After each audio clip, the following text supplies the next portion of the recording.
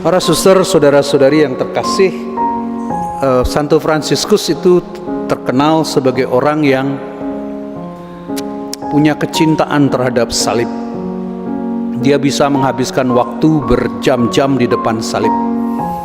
Salah satu doa yang sangat saya suka itu adalah doa Santo Fransiskus di hadapan salib San Damiano, salib Byzantium itu. Tapi kita bisa gunakan untuk doa di depan salib manapun. Saya pernah katakan, ada orang yang mengatakan, kok kamu suka sekali dengan penderitaan. Fransiskus bilang, apa? Penderitaan. Bukan penderitaan, ini adalah cinta. Jadi dua persepsi yang berbeda ya. Ada umat di sini tanya saya, Romo, haruskah kita bikin tablo?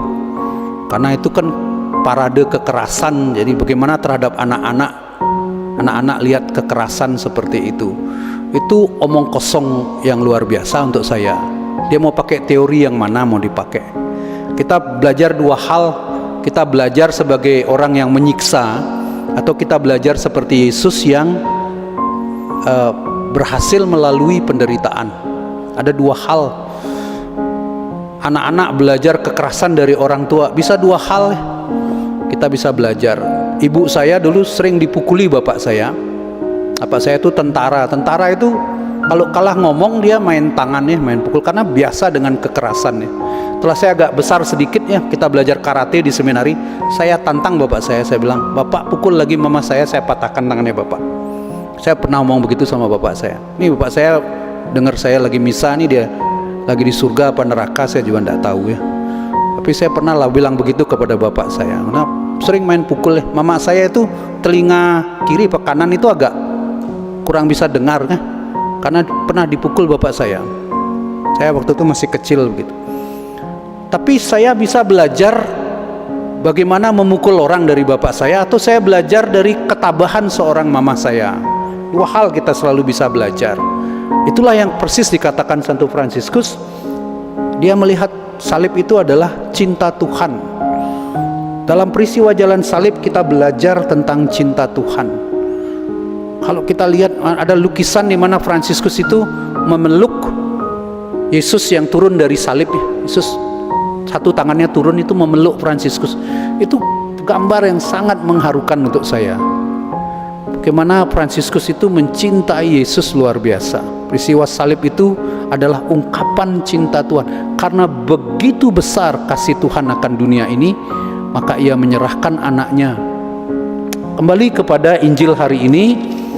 Injil hari ini dikenal dengan Spy Sunday, Wednesday ya, Rabu pengintaian. Itu dalam tradisi gereja disebut Spy Wednesday, Rabu pengintaian. Itu pasti Injilnya itu tentang pengkhianatan ini. Yudas mencari cara bagaimana kapan dia akan menyerahkan Yesus. Sekarang menjadi pertanyaannya, 30 keping perak terlalu murahan sekali, terlalu sepele. Karena 30 keping perak itu harga seorang budak. Kalau budak itu ditabrak, dalam kitab Keluaran, dalam kitab Exodus itu ada, kalau budak itu ditabrak oleh sapi mati, maka orang yang punya sapi itu harus mengganti 30 keping perak. Itu ada ditulis dalam Perjanjian Lama. Jadi harga Yesus itu sama dengan harga seorang budak. Alasan yang kedua, yang kira-kira alasan pertama kita tahu, Yudas itu mata duitan ya. Mata duitan, uang remeh temeh itu diambil gitu loh ya. Kita ketemu pastor ya, curi uang. Ada orang sumbang 1 juta, tidak pernah nyampe uangnya ke gereja, tidak pernah nyampe, dia makan itu uang. Cuma 1 juta dia curi ya. Saya selalu bilang kalau mau curi uang tuh curi yang sekalian gede ya. Kalau cuma 300 juta, 600 juta kecil, curi sekalian kita bisa menipu siapapun sekalian rusak namanya gitu, daripada curi uang sedikit.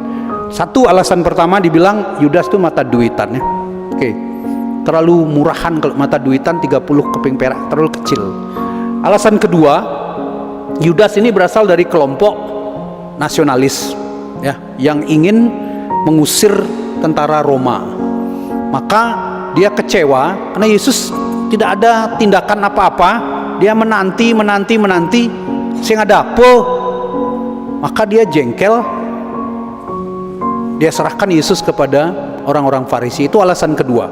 Yudas berasal dari kelompok nasionalis. Alasan ketiga, Bapak Ibu, ini yang kira-kira untuk saya lebih pegang alasan yang ketiga ini karena lebih cocok dengan jalan pikirannya Injil Lukas. Kita ingat Yesus itu dibawa pergi ke Nazaret, ke kampung halamannya. Di sana apa yang terjadi? Dia khotbah yang bacaan Injil kemarin dipakai di acara pembaruan janji imamat. Roh Tuhan ada padaku, aku akan memberitakan kabar baik. Pada hari ini apa yang kamu dengar itu terpenuhi. Itu kata-kata Yesus. Lalu mereka bilang apa orang-orang Nazaret? Ini kita tahu, ini bapak ibunya kita tahu, anak tukang kayu, ibunya kita tahu, saudara-saudaranya ada pada. Lalu apa yang terjadi? Alkitab mengatakan mereka kecewa karena mereka tahu dari mana kata-kata hikmat ini. Lalu Yesus bilang, tidak ada nabi yang dihormati di kampungnya, tidak ada. Lalu dia kasih perbandingan, pada zaman Elia ada banyak janda, tapi Elia tidak dikirim kepada salah satu dari janda di Israel, dia dikirim ke janda di Sarfat, orang Sidon, bukan orang Israel.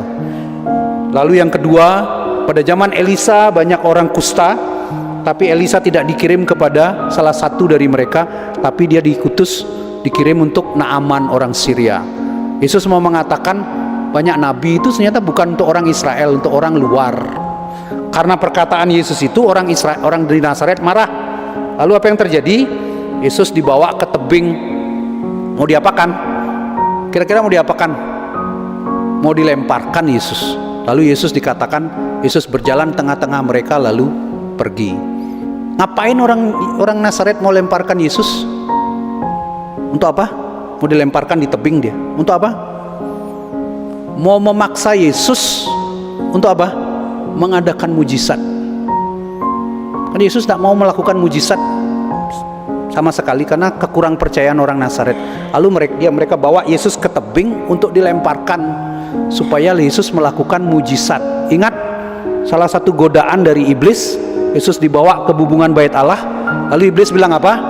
Lemparkan dirimu sekarang karena ada tertulis malaikat-malaikatmu akan menjagamu sehingga kakimu tidak akan terantuk pada batu. Iblis mencoba Yesus untuk melakukan apa? Mujizat, demonstrasi. Sama di Nazaret juga sama. Orang Nazaret mau memaksa Yesus mengadakan mujizat. Yesus berjalan tengah-tengah mereka lalu pergi. Hal yang sama kira-kira dilakukan Yudas. Dia mau memaksa Yesus mengadakan mujizat karena dia adalah Mesias. Maka Yudas menjual Yesus kepada orang Yahudi dengan harapan Yesus menunjukkan kuasanya. Tapi ternyata apa yang terjadi? Enggak, Yesus tidak melakukan apa-apa. Yesus ditangkap, mati. Kecewalah Yudas. Dia pikir Yesus itu akan masuk perangkapnya Yudas. Dia akan dipaksa menunjukkan dirinya sebagai Mesias. Dia akan membawa orang Israel kepada zaman keemasan. Dialah Mesias. Itu yang diinginkan oleh Yudas. Tapi Yesus ternyata tidak melakukan apa-apa. Dia ditangkap, dia disalib. Maka Yudas menyesal, lalu kemudian apa? Gantung diri. Menyesal saja bagus menyesal. Tapi kemudian dampak dari penyesalan itu kemudian gantung diri, itu menjadi masalah. Kita semua sudah menjalani masa prapaskah, datang ke pengakuan dosa dengan penyesalan, tentu dengan semangat untuk melahirkan buah-buah pertobatan, bukan berakhir seperti Yudas dalam keputusasaan akhirnya dia bunuh diri. Yudas mau memaksa Yesus mengikuti skenarionya, tapi Yesus terima nasibnya, dia putus asa dan dia gantung diri. Itu kira-kira mengapa seorang Yudas kemudian mau menjual Yesus. Dia mau memaksa Yesus sesuai dengan kehendaknya. Nah, para suster ini mengikuti semangat ibu pendiri Ibu Magdalena Damen dengan mutu Deus providebit, Tuhan akan menyelenggarakan. Jadi keyakinan Tuhan itu yang nomor satu, bukan kita memaksa Tuhan mengikuti apa yang kita mau. Petrus menolak Yesus yang mau disalibkan. Yesus bilang, enyahlah iblis, engkau berpikir apa yang dipikirkan manusia, bukan apa yang dipikirkan Allah. Deus providebit hanya punya arti Tuhan adalah yang utama dalam hidup kita. Kita mengikuti maunya Tuhan, bukan Tuhan mengikuti maunya Yudas, maunya saya, maunya Simon Petrus, maunya Yakobus dan Yohanes, satu sebelah kanan, satu sebelah kiri. Ya, kita harus mengikuti kemauan Tuhan. Mari kita